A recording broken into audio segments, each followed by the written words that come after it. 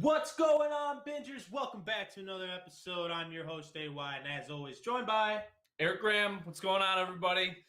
How you guys doing today? Greg, make sure you pop up on the screen. Greg is our producer, giving you every image you see on your computer, mobile device, television. I don't know what people Whatever screen you're watching from. Anyway, Greg is on your screen. Yep. Make currently. sure Greg gets up on there. Greg, wave, say hi, let them know who you are. We're happy to be here. This is a bonus episode of the week. We wish we could have done this more throughout the season, but time constraints. We're all people. We got some work schedules, but we are happy to be here for the last game, pregame for the Buffalo Sabres. Yeah, I'm freaking pumped, man.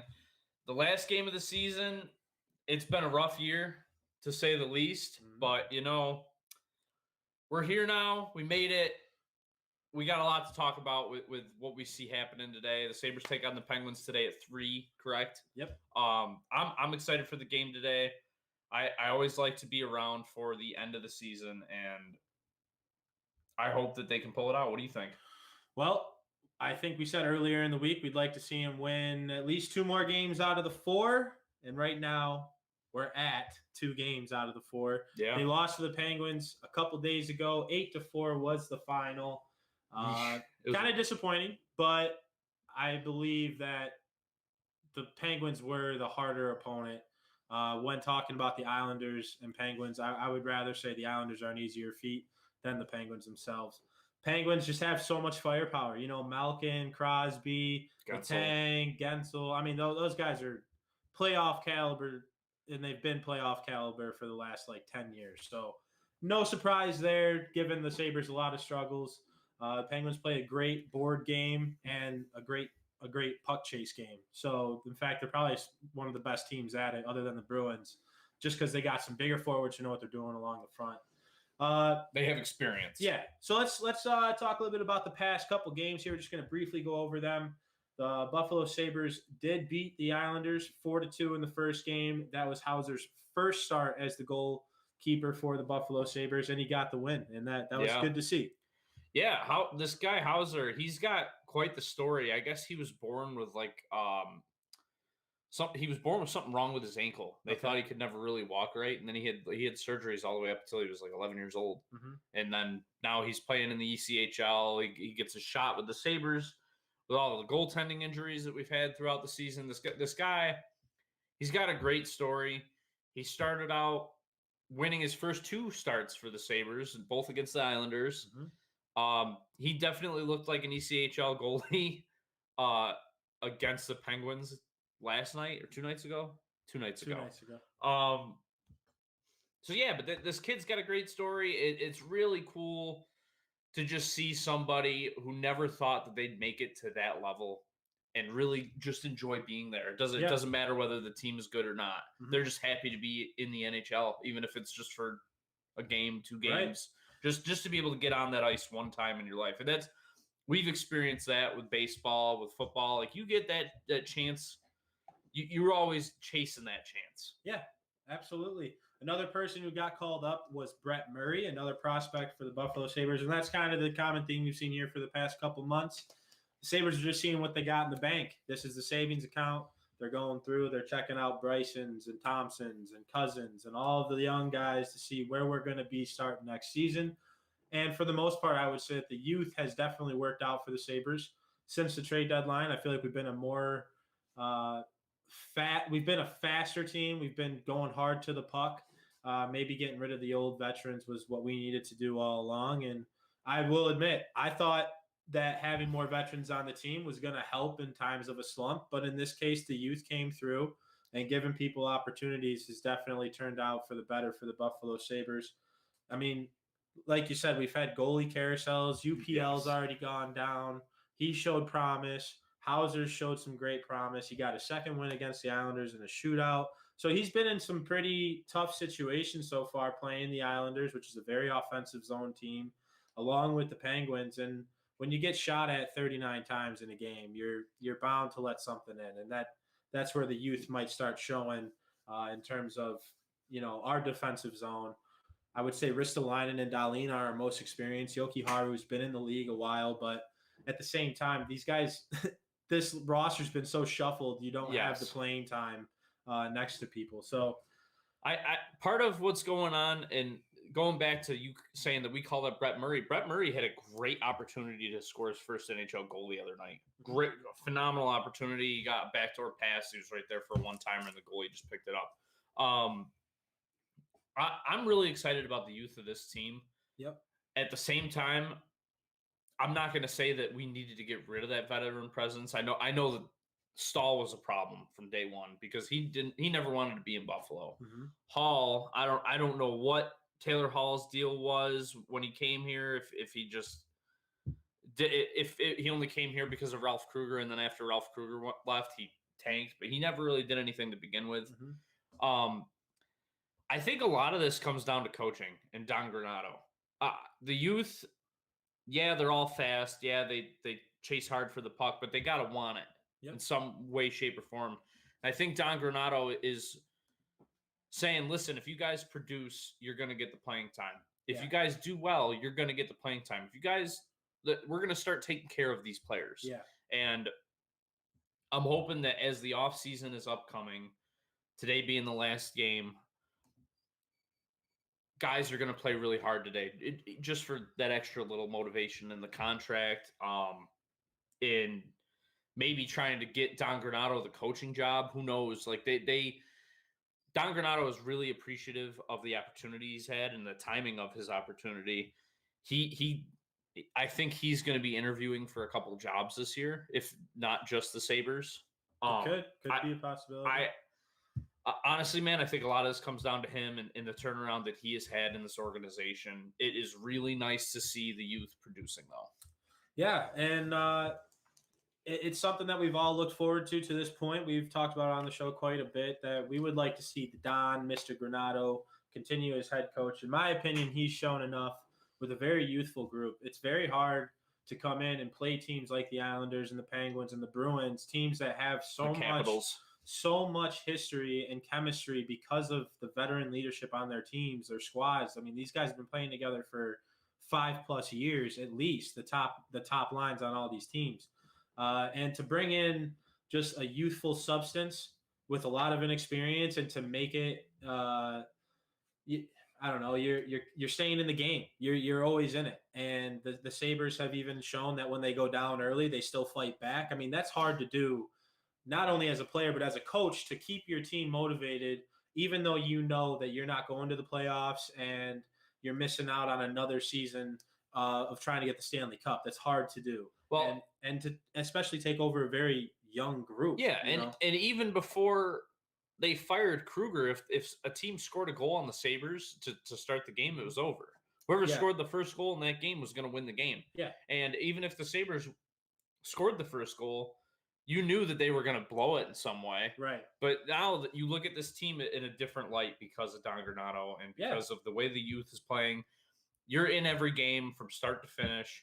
Even that game against the Penguins the other night where they lost 8-4, they put in 4 good goals. Yeah. And Hauser definitely looked like inexperienced. He not an NHL caliber goalie in that game. And that's really what it came down to. And you're going to have that from a guy who hasn't really started or played in a while. Actually. Well, he actually played a bunch from the ECHL, but the caliber of talent in the ECHL compared to the NHL is ridiculous. You're jumping up 2 leagues. Yep. And it's difficult. I understand that fans might be upset with his play. Yeah, he looks like an ECHL goalie. Oh, this dude sucks. He had 2 good starts for us. What else is there for him? The guy's a replacement goalie. They're just trying to limp through the rest of this season, and tonight's the last night of the year. So I think they're going to go out and they're going to play hard. Greg, I want to get you involved in this real quick. I don't know if you already put it up on the screen or whatnot. Since we started talking about Don Granado, you told us you're going to put a poll out. I don't know how many votes we got or what the fans think on their end. Like I said, we here on the bench think Don Granado has at least earned a foot in the door for an interview for the Buffalo Sabres and, go through that whole process and see if he can cash out and become the next Sabres head coach. So did you end up getting a poll up, Greg? Or Yeah, we put up a poll on our Twitter. If you guys don't already follow us, make sure you go ahead and follow us on Twitter. And that's just @Buffalo_Binge. You'll see it scrolling on the bottom of your screen. But I threw a poll up on Twitter at the beginning of last week after last week's episode asking if Don Granado has done enough to secure the head coaching spot, which maybe that might be a little bit strong language because I think he's definitely earned an interview. Whether that's his job to keep or not, we'll have to wait and see. But of the votes we had 58.3% say no, and then 41.7% say yes. So it's pretty close to kind of split down the middle. So it's still a little iffy, but like I said, maybe that I'm kind might of just surprised that more people said no. Like I said, that might just be the wording that I use because I did say secured the head coaching spot, which I mean, maybe that's what kind of threw people off. Maybe they think, oh yeah, he could interview, but it's not his position to lose at this point. Right. Well, we appreciate you putting that post up, and I think 50-50 is fair. It's a shortened season for a head coach. It's a shortened season for the NHL. People he only coached half of a shortened season anyways. Right. I think a lot of people, who voted no just are looking at resumes at this point rather than the production that you're getting from this youth. I guarantee you that I'm not saying the Sabres would have made the playoffs by any means, but had they done all this in the beginning of the year, who knows? We could have over 25 wins right now, and we could have been in every other game. There were games where there was a stretch there. I think there was a stretch there. We lost 17 in a row. But there were a lot of those games we were losing by like 5 points. I think we lost 18 in a row. But you know what I'm saying though? Yeah. Like we lost by we were losing by 4 or 5 goals a night. Yeah. But no, I'm thinking if I'm going back and I'm looking at the way that Don Granado has gotten the youth to play in this organization, how the team is looking better every night that he is the coach. Yep. I'm also thinking about the fact that if you avoid the injury bug for the year, you could be talking about a totally different Sabres team that could be in the playoffs, and that I know that's a huge stretch because you're without Eichel for most of the year, you're without Allmark for most of the year. You got Tokarski playing okay at some points. Obviously Hutton had a down year when he was healthy. Yep. You're talking about possibly being a different team. I guess just looking at what Don Granado has been able to do with what he's been given, I feel like if he was able to have all the tools available to him, the guy would be able to make it happen.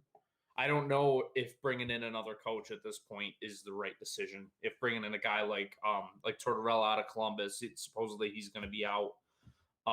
There's Bruce Boudreau. Yep. That's another name that's been thrown out, but it seems like the same names are thrown out there every couple of years. Every couple of years. Yeah. And it's hard to say what's going to happen. Yeah. I'm in the camp that Don Granado deserves to be the head coach of the Sabres in a longer term. Right. I think that's what kind of scares me about the coaches that we're hearing about that are available is that they've always had short stints, whether it's 2 or 3 years. Well, not really Tortorella, but he's been on like every team in the NHL. No. He's been all over the place. No, the reason that there's the connection with him is because he was the AHL, he was the Emirates head coach for a little while. Okay. And then he went to Columbus. He's been at Columbus for like the last 4 or 5 years at least. Well, I don't know. I've always seen him get fired when he was with the Rangers, when he was with the Canucks, like everywhere. He's been fired by everybody. So it's like Don Granado. So to me, most of the coaches have been fired by everybody in the NHL. I don't just view him as, and that's what I'm saying. Like I think Don Granado's earned his chance at a longer term than just like this half a season. Yeah. But with that being said, I think that he's brought the best that he can out of the youth of this team. I mean, Tage Thompson, another goal the other night. He's been playing great. He also had an assist.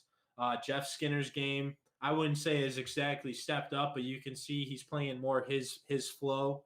And Drake Caggiula actually got 2 goals for us, a guy we picked up on waivers. So these are just, in my opinion, they just kind of threw Don into the worst case scenario, and he put the puzzle together with the only pieces he had. So yeah, I'm really proud of the coach. I really am, and because it's a hard fan base to coach a team for, especially when they're losing.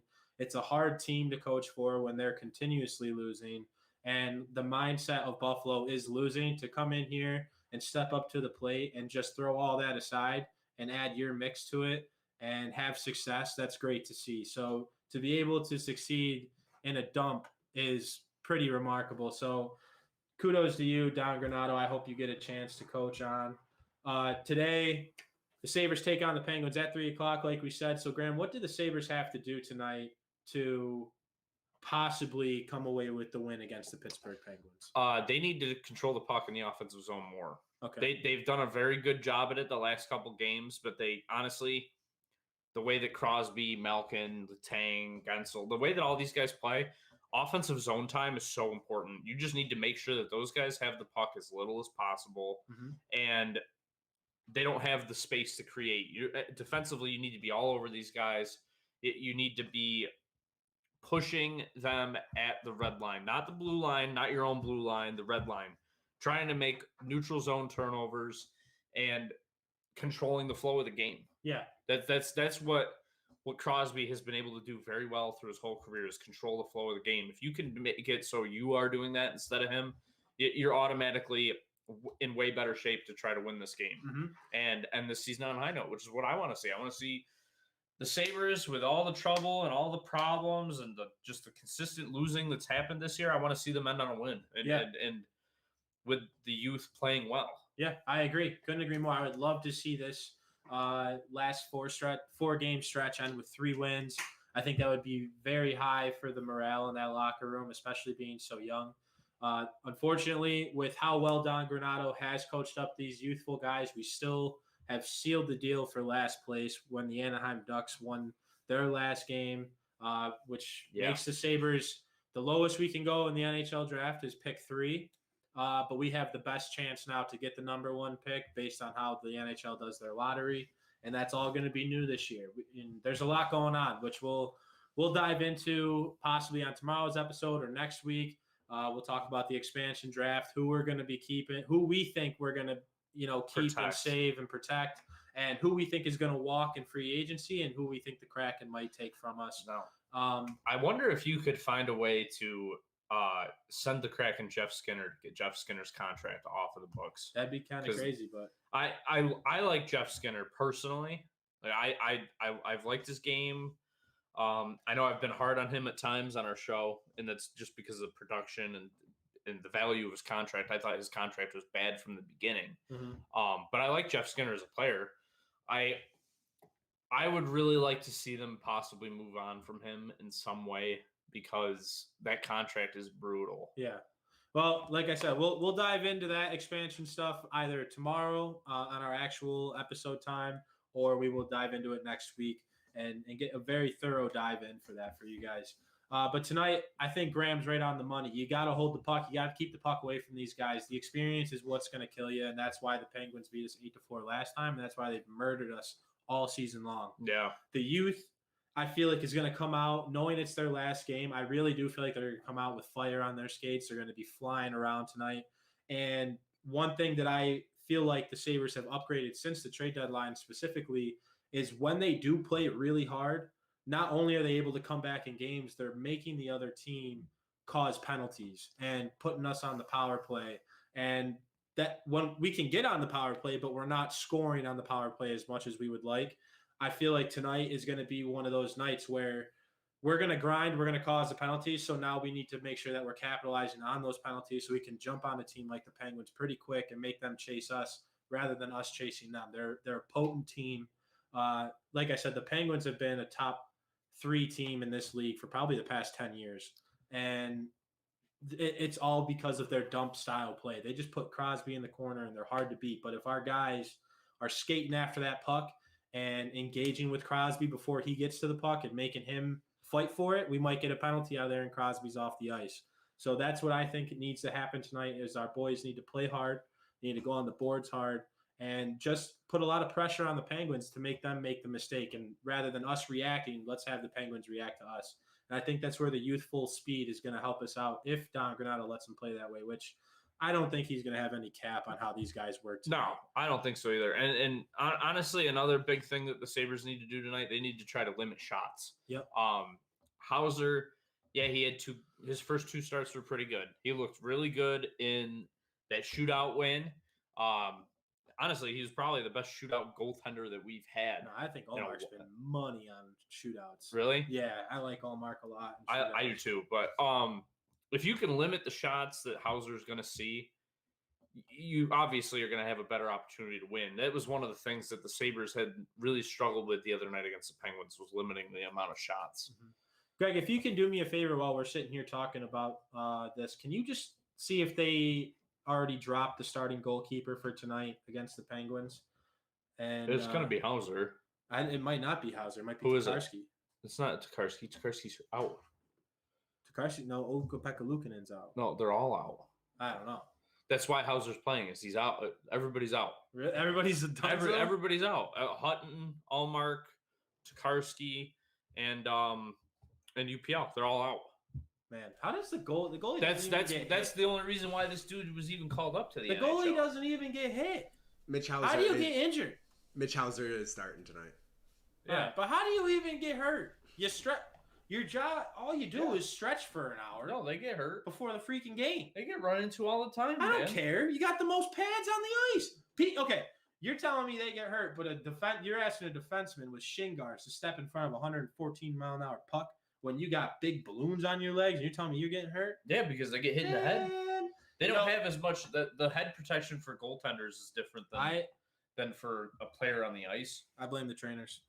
We had this problem with the Buffalo Bills. They got injured all the time. They did. This is what happened. All of our star players, players who weren't supposed to get that hurt, got hurt all the time. We lost for the season. I blame the trainers. Goalies shouldn't be getting hurt. Your top four goalies should not be getting hurt. Yeah, shouldn't happen. If they're pulling groins and stuff like that, stretch.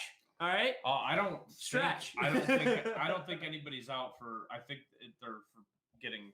I think only one's got like a groin injury, but I think everybody else is like head injury or something else. Greg, if you can tap into that and see if you can find out what they're injured with. If not, don't worry about it. But yeah, limiting Hauser's attempts to save the puck is obviously very good for the Sabres tonight. I don't know if Brett Murray's going to be in the lineup again. I don't. Last time I checked, they didn't have the starting lineups up for the Buffalo Sabres and Penguins. So we'll see about that. We'll see if Greg can find those for us. But do you think the Sabres need to score more than 3 goals tonight to win? Yes, absolutely. Yeah. Yes. I think you need to probably put in 6 to win, 5 maybe. Holy shit. Hauser's not an NHL caliber goalie. He's played 2 good games. He's played 1 really bad game, but there's a reason he's been in the ECHL his career. Right. He's not NHL caliber, and as hard as it is to say, because the dude has had a couple good games, and his story is great. But I think you need to put in a lot of goals to win this game, because they're let's be real, the Penguins are going to get their opportunities. They're gonna get good shots on net because they have a talented team. They have guys that have been doing it for a long time. Malkin, obviously, anytime he's with the puck, he's a dangerous shot. He's a big body dude, so he's hard to get off the puck. Crosby, obviously, his skill level is second to none in the NHL. Yeah. Maybe McDavid, but yeah. No, I was gonna say Ovechkin. Him and Ovechkin have had this thing forever, with their rivalry. So Gensel is another guy that is very dangerous with the puck on his stick. Chris Letang, good defenseman. They have guys up and down that lineup too that are just great additions. I wouldn't say great additions, but they're guys that are capable players that can score anytime they have a decent shot. And if you give anybody on this team a decent shot, I don't know if Hauser is going to be able to stop a decent shot. You know what I'm saying? He could stop an easy shot and make the easy save, but even some kind of screen, some kind of flip, or some kind of tipped play, that puck's almost guaranteed to go in.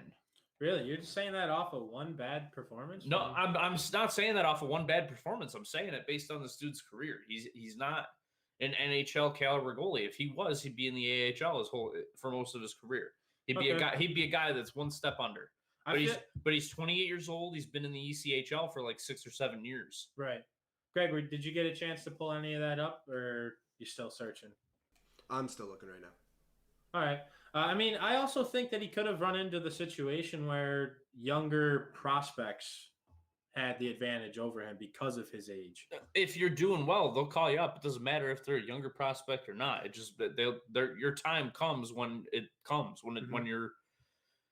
I will say when the organization feels that you're ready to come up, they're calling you up. If you're 28 years old and you're still in the ECHL, you're considered an old man. Right. I'm definitely pleasantly surprised by the production he's given us. So I am too. I'm just saying that he's not an NHL goalie. Right. And that's going to be it's a hard pill to swallow because you're looking at a team that is in goaltender trouble for the entire year. Yeah. He's going to have issues. Mm-hmm. And tonight being the last night of the year, I'd love to see them overcome those issues and play well as a team. Tonight, if you're winning this game, you got to play as a team because that's the only way you're going to be able to do it. Mm-hmm. You can't rely all on the offense and you can't rely all on the defense. You're going to have to put in a bunch of goals and you're going to have to try to stop a lot of shots. I kind of feel like this is going to be an all or nothing kind of game for the Sabres. I think they're going to start it out by trying to create a lot of pressure quick. Like meet the Penguins at the blue line. That's what they've done every game since Granado has taken over, and it has looked much better. Don't let the team just walk it in or dump it in. Meet them at the blue line, hit them. Let Ristolainen set the tone. That guy, he's as much crap as he's gotten for being a Buffalo Sabre and the production that he's done here. I mean, the guy has been for the players and his team the whole time, and he's not afraid to shy away from it. I remember listening onto the radio after the Sabres beat the Islanders in the first game of their 2-game series this past week, and Hauser got his first win. They said, "Hey, are you proud that you won? And are you happy for the guy?" He goes, "Well, I'm not proud that we won. I'm proud that we won for Hauser because he works hard and he deserves it. And you always want." The guy's first NHL debut to be a good one and a memorable one, and that's what it turned out to be. But I'm not proud that we won because that winning should be a mindset. Winning should be the standard. It shouldn't be something that we're just proud of because we're not doing it a lot. And I really like how Ristolainen has stepped up even before the trade deadline. Yeah. Talking about Ralph Kruger, talking about how, hey, they're not the ones on the ice. We are. We need to change our stuff. And ever since we got rid of all the people we did, Ristolainen, I feel like, has really stepped up in the locker room. Yeah. Maybe not as like a person who talks a lot, but I think just his presence has just evolved into, hey, you guys know I'm not happy, but I'm still going to go out there. I'm going to skate my ass off, and I'm going to give you the best hockey I can. And we're going to try to come away and be the best Sabres team we can for the next 2 weeks. Well, I think he said something along the lines of, it's too bad because you can't fire players. Right. Like you could fire coaches and you could fire GMs, but you can't fire the players. Right. Right. Because he said something like it just doesn't fall all on them. Mm-hmm. We're the guys out there on the ice that need to make it happen. They're just the guys that are calling the shots. Yeah. So he goes, there was some big article about it. He said something along the lines of, I'm trying to remember.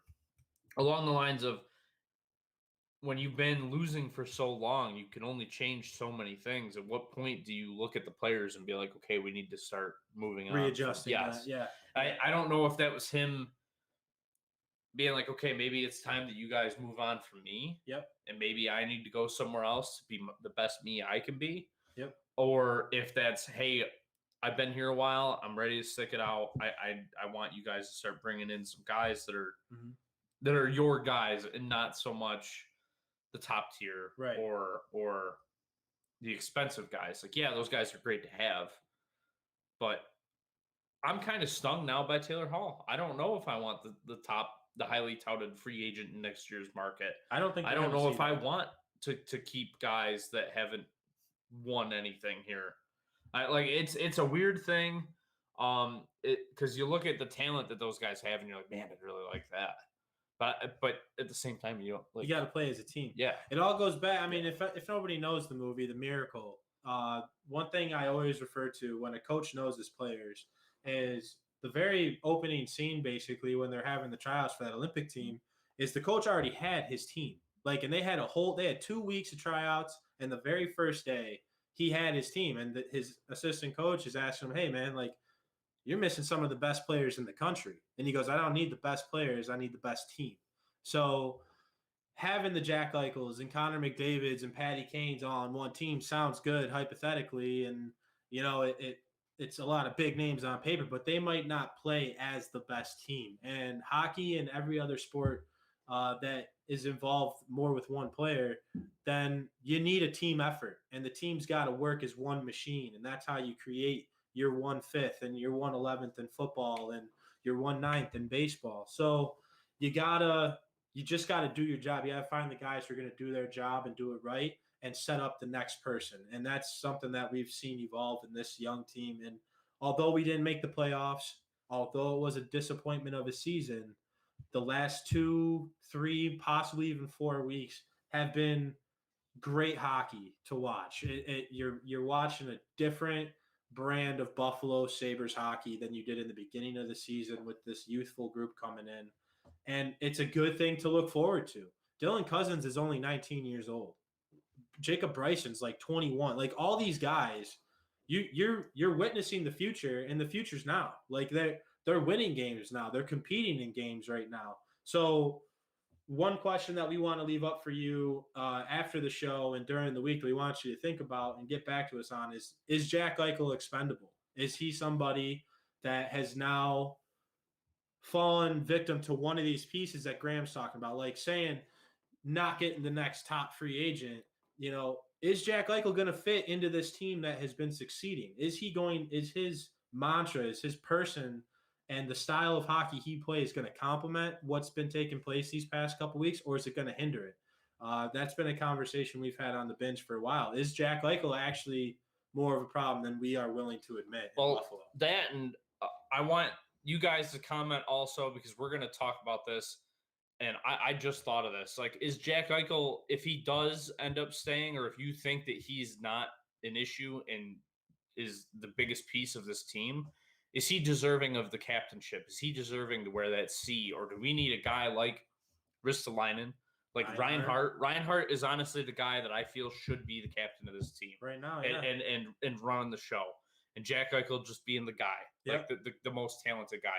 Sometimes the most talented guy isn't your best leader. And that guy wearing the C needs to be your best leader. And I think it's either Ristolainen or Reinhart. And both of them have been wearing A's all year. Well, a perfect example of that is Bergeron and Pasternak in Boston. Bergeron's the captain. I mean, he's obviously filthy. Don't get me wrong. He's a great hockey player. But Pasternak is probably the more talented guy on that roster. But and that's how they. I was thinking more like in Carolina. You got Justin Williams the last couple of years, not this year because I think he retired. But you had Justin Williams wearing the C, and you got a guy like Andrei Svechnikov. You got Sebastian Aho, and you got a bunch of guys on that team that are extremely talented, that are much better than Justin Williams. But Justin Williams is the guy wearing the C. Yep. I want you guys to think about that too, and give us your comments on that, because that's going to be a big talking point in either tomorrow's episode or next week's episode. Mm-hmm. Because there's a lot that's going to be going on with the Sabres team and organization throughout the offseason. A lot of shakeups. They're going to be hiring a lot of people, because we know that before the season started, they depleted the scouting department. The media relations department got screwed. The AHL lost their head coach and their assistant coach before the season started. So now we got a new one. And there's still going to be a lot of turnover in this organization. There's going to be a lot to cover. And we want to hear what your guys' takes are on everything that's going to be going on. Absolutely. Greg, before we wrap this up, did you get a chance to look up those starting lineups, or were you not able to find those? Lineups are. I thought he was looking for injuries. Lineups are not posted yet. Okay. Thought he was looking for goaltender injuries. Well, you know what? 3:00 today is the last Buffalo Sabres game. Make sure you tune into what, Graham? The game at MSG today. Make sure you guys watch the game, and then come back tomorrow right here at the Buffalo Binge. We're going to talk about it. Tomorrow we're also going to be talking a lot of Bills stuff with the draft. After we've had a week now to sit thinking about what we did through the draft, we're going to give more takes on that. We want to talk about our potential for possibly a depth chart, a little bit more breakdown on the guys that we brought in throughout free agency, and where we sit right now. Maybe some sleepers on undrafted free agents, because that's my cup of tea. Yes, I love that. I'm just going to throw one name out there right now. Elijah Griffin, USC cornerback. I love the cornerback groups. Is he the one that his dad is famous or something? Yep. What's his dad? Warren something. Warren G. Yeah. Oh, he sings that song. Yeah. That song, he sings that Oh song. my God, I forgot. Oh, I feel like an idiot. It's like, I feel like, isn't it it might be the Sabres goal? No, it's not the Sabres goal song. No. Yeah. But make sure you're plugging in to Twitch, Twitter, Spotify, YouTube. We are everywhere you get your podcasts. And make sure you comment, like, share, follow, subscribe, whatever it is nowadays in the young man's world of electronics and technology. Yeah, we're trying to grow the community, guys. The YouTube, we've had a lot of people check that out. Make sure that if you do check out the YouTube, hit the subscribe button. Make sure you guys are liking the videos on YouTube, commenting on the videos on YouTube, because it helps our community grow by getting out there. It helps the algorithms that are out there. Same thing on Twitch. Make sure you hit that follow button on Twitch. Make sure you guys comment down in the chat when you're on Twitch if you get a chance while we're live. Comment there. Greg can see all of that. We can see all of that. Same thing with YouTube. Make sure you guys share the podcast. Share any posts that you guys think that we do that are pertinent to something that people want to talk about. Like everything. Comment on everything. You guys have been phenomenal at that so far. Yeah, we appreciate everybody giving their 2 cents. We love having you in the conversation. Thank you again, Greg, for putting up the beautiful screen people are seeing, and thank you for being here. So make sure you pop up, give the people a wave goodbye. And all I want to say is my final prediction for tonight, Sabres 4, Penguins 3, and as always, Binge on.